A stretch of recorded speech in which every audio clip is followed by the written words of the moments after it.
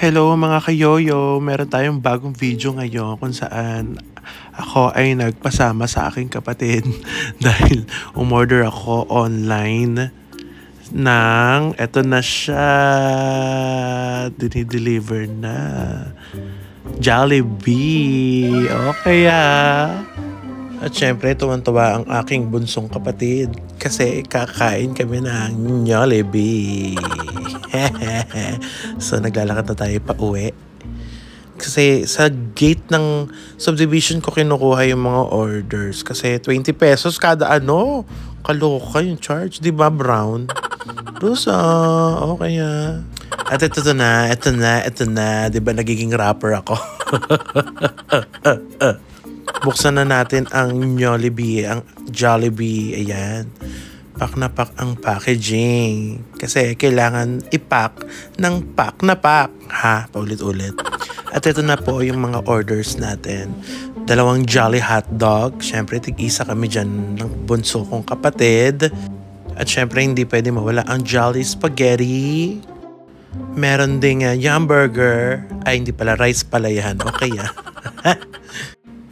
At may gravy, so alam nyo na kung ano ang isa pa natin kakainin. Ayan na, crispy chicken joy. Dahil may chicken ka na, may joy ka pa. In fairness, malaki-laki yung chicken ngayon. Okay kabahan kayo, McDo. Ayan, binuksan ko na. Nakakatakam habang nagvo-voice over ako, parang gusto ko na naman umorder. At ito na, pinapresent ko na sa inyo ang aking meal for today's video. Malaki nga siya, hindi pwedeng okrayin. At yung isa pa, pak. Kaso parang mabuto ata to. At ito naman yung spaghetti, of course. Ayan, legit na spaghetti ng Jollibee. At Yum Burger. May Yum Burger. Tsaka Jolly Hotdog, yes. Dahil dyan kumain na tayo, buksan na natin yung gravy. Ayan, pack. Shit, I'm so excited. Excited pa Siyempre, tignan muna natin yung soft drinks. Baka wala ng spirits. Spirits Ayan, first bite. Pack. Masarap. Hoy, hindi pa nakasubo. Sarap agad. Grabe, hindi talaga nag-iba yung lasa ng chicken ng Jollibee. Simulat sa pool nung nakapag-Jollibee ako nung bata pa ako, talagang hindi talaga siya nagbago. And for me, mas sumarap pa siya. May times lang talaga na minsan maliit, pero ang swerte ko ngayon kasi malaki yung chicken. Yes, magkamay tayo, 'di ba? Para mas feel natin.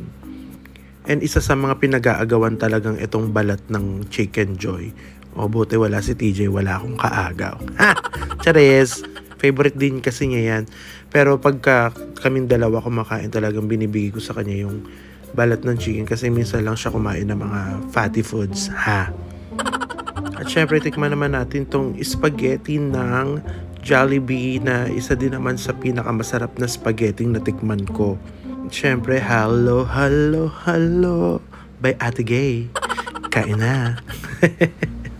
Yes, ayan. First bite ng spaghetti pack. Actually, ang dami nag-try talaga ng gayahin yung lasa ng spaghetti ng Jollibee. Pero wala talagang nakakagaya. I mean, may nakakagaya ng slight ng lasa, pero hindi siya totally ganun na ganun. So, may special, kineso talaga na nilalagay ang Jollibee. Tapos, ayan na, mag-first bite din tayo sa favorite din nating Yum Burger na talaga namang ipaglalaban ko sa Angel's Burger at sa kung anumang burger sa Pilipinas.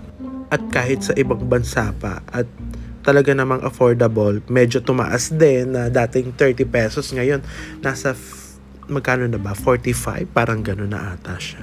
And this time, ito namang Jolly Hotdog na isa din naman talagang napakasarap. Ilalaban ko naman to sa hotdog ng Jolly, ano ba tawag doon? Sandwich, basta, punyeta. Sa hotdog sandwich ng 7-Eleven. Pero masarap din yun Pero ito kasi medyo pricey, but iba pa din talaga yung lasa niya. So, thank you for watching. Kain na rin kayo. Bye!